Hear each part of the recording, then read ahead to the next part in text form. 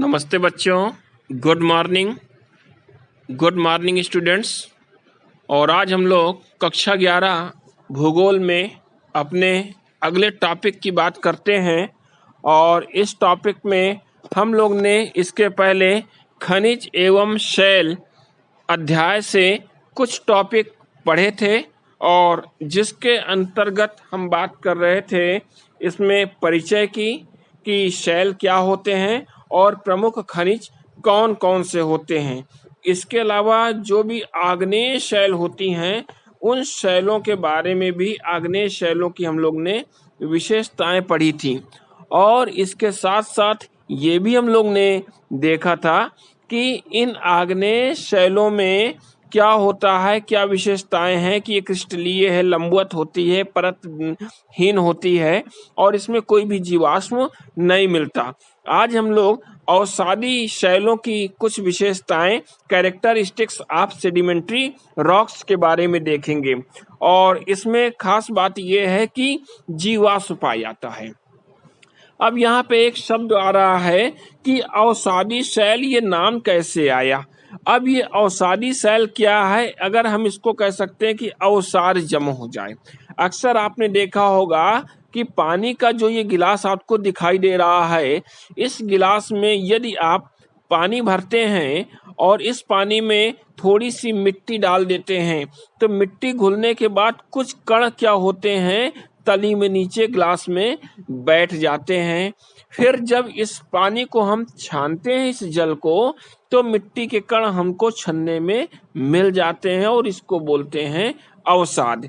ठीक यही कंडीशन होती है हम लोग के साथ कि जब भी कोई बहता हुआ जल होता है तो उसके साथ ढेर सारा जो मटेरियल घुला होता है वो एक जगह इकट्ठा होने लगता है। जब जल की स्पीड कम हो जाती है तो एक जगह वो भार के कारण से अवक्षेप इकट्ठा होने लगता है और फिर उसके ऊपर दूसरा अवक्षेप इकट्ठा होगा और इस प्रकार धीरे धीरे जब अवक्षेप इकट्ठे होते चले जाएंगे तो वो सभी परत बन जाएगी और टाइट हो जाएंगे, आपके हार्ड हो जाएंगे और बाद में उन्हीं को हम अवसादी शैल कहते हैं।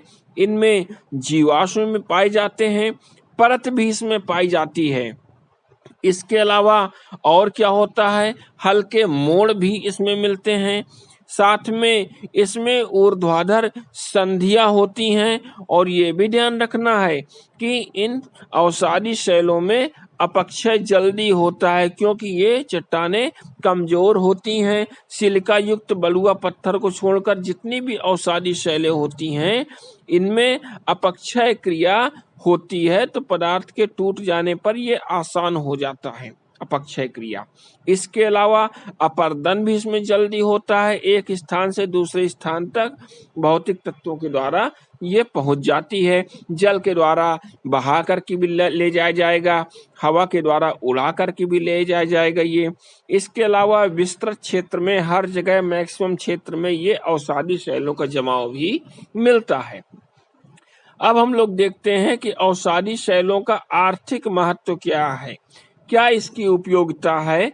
तो उपजाऊ जो भी मिट्टियां हैं, बाढ़कृत मैदानों की है, डेल्टा प्रदेशों की है, लोयस के जो निक्षेप मिलते हैं वहां पे ये जो मिट्टियां मिलती हैं इस क्षेत्र में, ये सभी अवसादी जमाव ही है। इसके अलावा शक्ति के साधन जितना भी कोयला है, खनिज तेल है, प्राकृतिक गैस है, ये अवसादी शैलों के बीच की परतों में ही मिलते हैं। इमारती जो इमारत बनाने की सामग्री है, कौन कौन सी, चूना पत्थर, बलुआ पत्थर है ना, ये सभी जो है क्या होते हैं, ये सड़क का पत्थर भी, ये सब कुछ चूना है, खड़िया है, मिट्टी है, पोर्टलैंड सीमेंट है, ये सब कुछ बनाया जाता है, इन्हीं अवसादी शैलों से मिलके मिलता है ये। इसके अलावा साल्ट, लवण भी मिलते हैं हमको, नमक प्राप्त होता है अवसादी शैलों से और इसमें चिली में नाइट्रेट मिलता है, ट्यूनीशिया और मोरक्को में फास्फेट मिलता है, जर्मनी और कनाडा में पोटास के निक्षेप मिलते हैं, अवसादी शैलें मिलती हैं। इसके अलावा जल आपूर्ति, अब जल आपूर्ति क्या है? जलपूर्ति अवसादी शैलों में भूमिगत जल के जो भंडार मिलते हैं उन्हीं के बीच में जल इकट्ठा रहता है। भूमिगत जल है, झरना है या कुओं द्वारा जो भी हमें पानी मिलता है सिंचाई के लिए जल प्राप्त, ये इन्हीं अवसादी शैलों के बीच में ही जमीन के नीचे इकट्ठा रहता है। इसके अलावा जो धात्विक अयस्क हमको मिलते हैं ये भी अवसादी चट्टानों के बीच में, अवसादी शैलों के बीच में ही इनकी धारियां मिलती हैं। और अब इसके बाद नंबर आता है कायांतरित चट्टान का, और इसके बारे में हम अपने अगले टर्न में इस पर चर्चा करेंगे। तब तक इसके नोट्स बना करके आप लोग चेक करा लीजिएगा, और जहां भी प्रॉब्लम हो मेरे नंबर पे आप संपर्क कर सकते हैं।